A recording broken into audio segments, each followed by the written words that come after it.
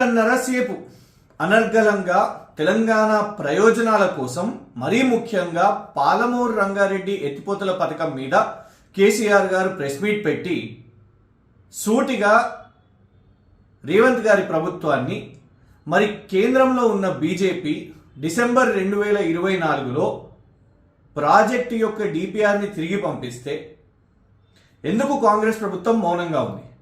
రేవంత్ రెడ్డి గారు ముఖ్యమంత్రి అయిన తర్వాత మొదటిసారి అంటే డిసెంబర్ 2023 నాడు 27 డిసెంబర్ నరేంద్ర మోదీ గారిని ఉప ముఖ్యమంత్రి బట్టి విక్రమార్క గారితో పాటు వెళ్ళి కలిసి పాలమూరు రంగారెడ్డి ప్రాజెక్టు జాతీయ హోదా ఇవ్వాలి అని అడిగారు.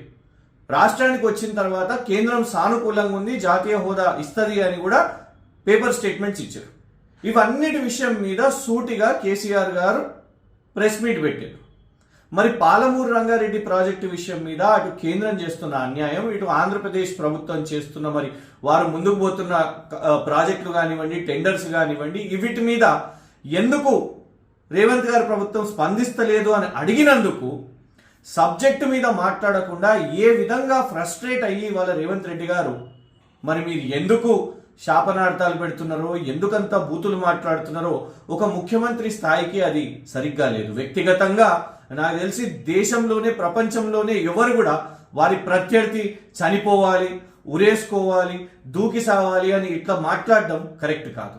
ఇంకొక విషయం ఏంటిదంటే రేవంత్ రెడ్డి గారు వ్యక్తిగతంగా మాట్లాడుతూ కేటీఆర్ గారు 2 సంవత్సరాలు ఇంటర్ ఆంధ్రాలో చదువుకున్నారు, ఇది పదే పదే మాట్లాడుతున్నారు.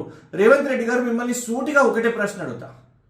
ఆంధ్ర అని మీరు పదే పదే అంటున్నారు కదా, మీకు నిజంగా కూడా ఆ హక్కు ఉన్నదా, నైతిక హక్కు ఉన్నదా? ఎందుకంటే మీ ఇంట్లో మరి ఇల్లరికం తెచ్చుకున్న ఏదైతే మీ అమ్మాయిని మీరు ఇచ్చిన కుటుంబం ఏదైతున్నదో మీ అల్లుడు భీమవరానికి చెందిన వ్యక్తి గొలుగూరి సత్యనారాయణ రెడ్డి.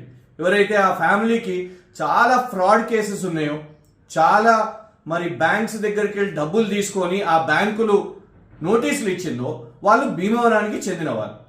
మీరు పొద్దున్న లేస్తే మీ అల్లుడేమో భీమవరం, మరి మీ అమ్మాయిని భీమవరానికి ఇచ్చి ఆంధ్రాకి ఇచ్చి ఇక్కడ కేటీఆర్ మీద పడే ఊకే పదే పదే అదే స్పీచ్ల్లో ఆయన 2 సంవత్సరాలు ఇంటరు అక్కడ చదువుకున్నాడు, గుంటూరు వికాస్లో చదువుకున్నాడు. మీకే సబ్జెక్ట్ లేదా, విజన్ లేదా?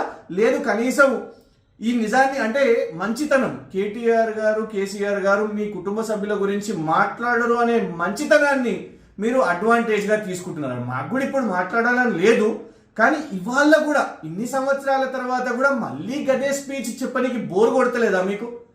ప్రజల ముందు నీ నియోజకవర్గానికి ఏం చేస్తావో, ఏం మురగ పెడతావో, ఈ రాష్ట్రానికి ఏం చేస్తావో అనేది నువ్వు చెప్పాలి. కానీ కేటీఆర్ ఎడ్యుకేషనల్ క్వాలిఫికేషన్ చెప్పుకుంటూ ఎందుకంత ఇన్సెక్యూరిటీ, ఎందుకంత డెస్పరేషన్, ఎందుకంత ఫ్రస్ట్రేషన్, అది చెప్పడానికే ఇవాళ గుర్తు చేయడానికే మీ అల్లుడు కూడా ఆంధ్ర భీమవరం అని చెప్పడానికే, కానీ మీ కుటుంబ సభ్యుల గురించి మాట్లాడడానికి ఇంట్రెస్ట్, ఆ టైం వేస్ట్ మేమైతే చేయం.